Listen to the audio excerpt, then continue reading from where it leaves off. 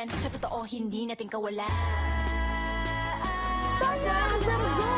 When I found out na there's gonna be a elevated runway, so it's your favorite look from your original season and then you're gonna revamp, elevate mo siya for this runway or for this season. I instantly chose Pink Pakbong and it just became so iconic. I got reminded of who I am as a performer and sobrang nag-click yung look na yun sa mga fans, and I think most of the Team Brigading Darlings love that look, and it's also my love letter to them na I want to share this Slation and Real journey with them because ever since season 1 they've been very supportive, they've been always there for me. Alam nila kung ano yung pinagdaanan ko, lahat ng mga highs and lows, lahat ng mga bansang pinuntahan ko, lahat ng mga shows na pinag-performan ko, kabisado nila lahat ng piyesa ko. So I want to pay tribute to the fans and the darlings na hindi ako iniwanan simula season 1 hanggang ngayon kasama ko sila sa Station Real. Grabe yung pagmamahal at support nila sa akin. And through this look, I know I made them proud and I'm walking down the runway as the proudest elevated version of myself from season 1 to now in my fullest elevated form.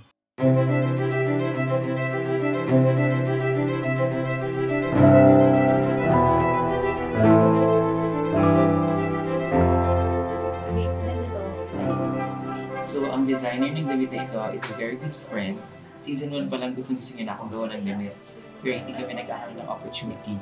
And that is who she sang. Well, she made it for me for free.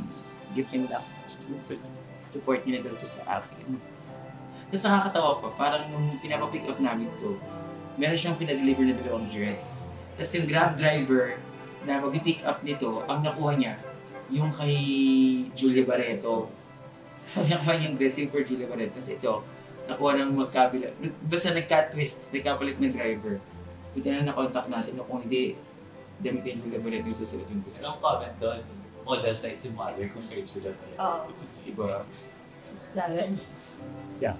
Kasha, Payat. Kaninong wig? Ay, sinong gumawa ng wig? At itong wig nito ay gawa ni Zyko. Zycotic. Doon mo ba in-sprayan yan? Or... In-sprayan ko to sa runway. So, lang ginawa ko na. Kasi yun yung iconic ko na artist at performance. So, pinag-combine na ano yan, Pyrox na ginamit ni Zimba tsaka ikaw. True, pink din yung inamit niya. Kaya... Pero hindi kumulay. At least yung sa akin kumulay, di ba?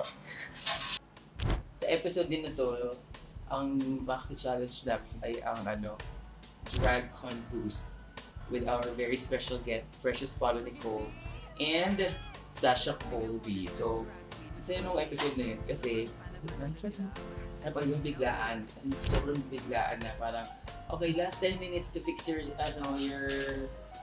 booth. After 10 minutes, bigla pumasok na si Sasha Colby at si Precious Paulo Nicole. Pinalabas sa ibang quiz, ako yung una. Hindi ko bakit ako yung lalabas sa lahat, lalabas yung lahat.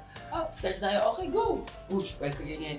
Hi! Welcome to my booth. As in talagang, feeling ko dun sa time na yun, ang tinitingnan dun is yung how you handle fans, how you make them feel and interact with people. So more than the design challenge, branding challenge, I think it's a personality challenge as well. Yung paano ka paano maka-feel sa mga tao yung warmth, yung personality. Are you likable? Lalo pagka maka-personal, ka-interaction, ganyan. Ganda ng episode, like, goodness. Yung una, medyo kinakabahan ko kasi syempre parang design, branding challenge. So, pag mga ganyan yung pinag-uusapan yung nasa Station Real ako sa season, kasi nakaka-trigger talaga siya. For me, nati-trigger talaga ako. Na parang trigger level in a way na tatakot ako kung maayos ba yung performance ko. Yung parang feeling ko, shit, ako yung gigisahin dito. Ako yung Target. So, luckily and buti na lang, Diba? At saka alam mo, nung nandun ako sa hotel, parang ano ko dito eh,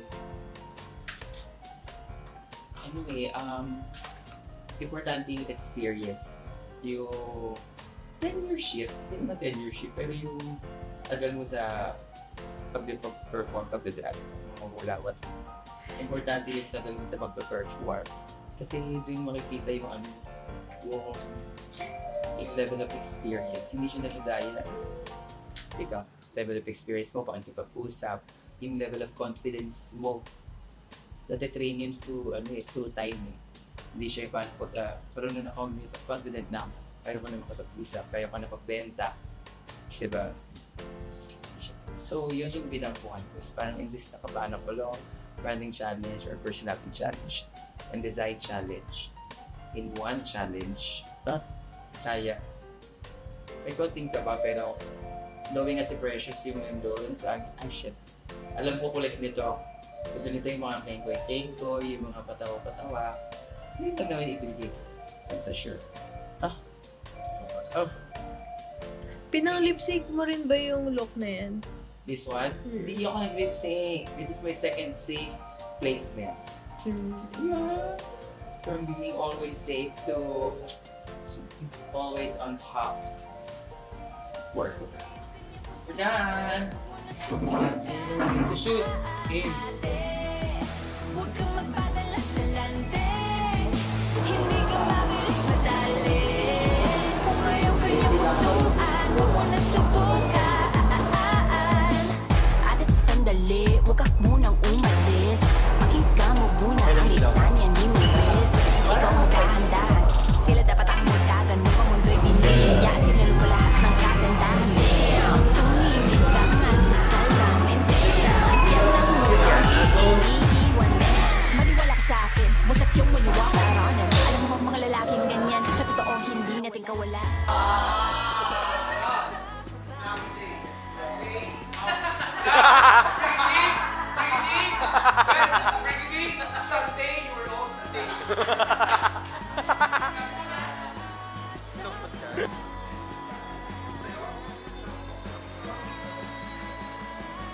Category is broccoli. May I present to you? Ay, fuck, may reveal! Birdie!